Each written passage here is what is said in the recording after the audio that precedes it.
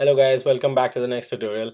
In this one, we're going to take a look at how we can run our test cases or any test in the Firefox browser.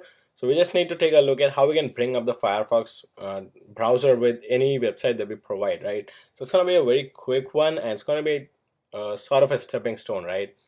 So what I got right now is just a class, and it's just a class. So what I can do is I can actually, I can just show you what I did.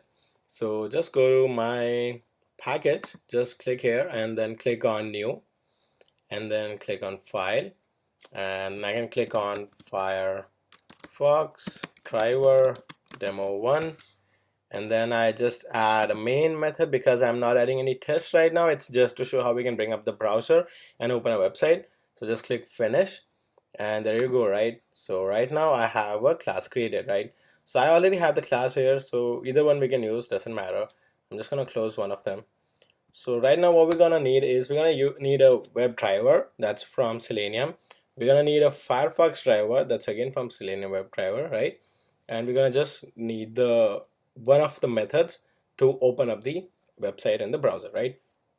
So the first thing is let's do web driver and name it driver. So this is the type, as we declare string and name, so it's just similar to that. So this is the type and this is the name. So when it gives me the error, then I have the options to import WebDriver from org.openqa.selenium. So that's what I'm going to click.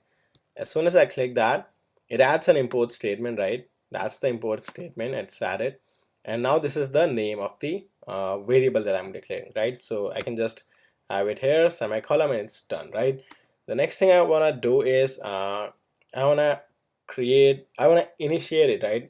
So create an instance of it. So driver equals to, so I'm using this driver, the parameter name, the variable name that I created, equals to new Firefox driver. I think just hit control space and it's going to give us the option. So Firefox driver, and then parenthesis and semicolon.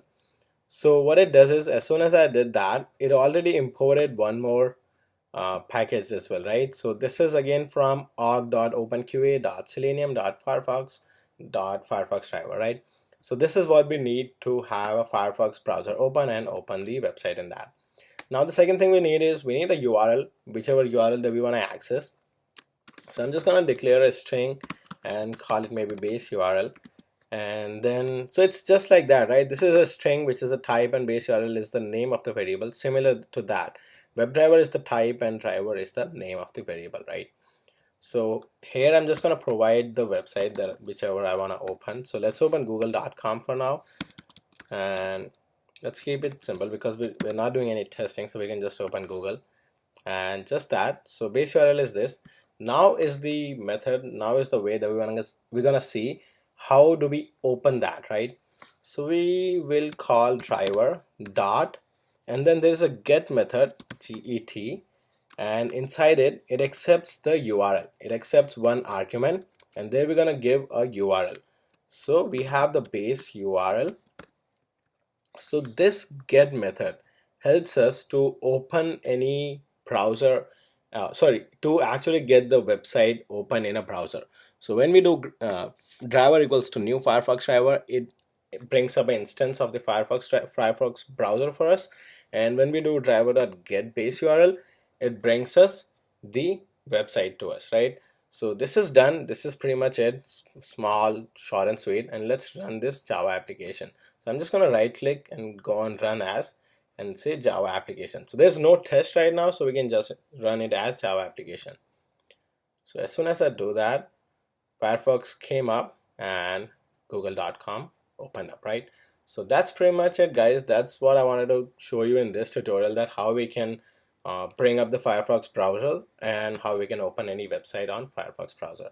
So yeah, just download the code. It's already up there on the web, so download it for your reference, practice it a little bit, how you guys can run this code and bring up the browser, open website of your choice, and that should be it. So stay tuned for the next lectures, guys. Thanks for learning this one. Thanks.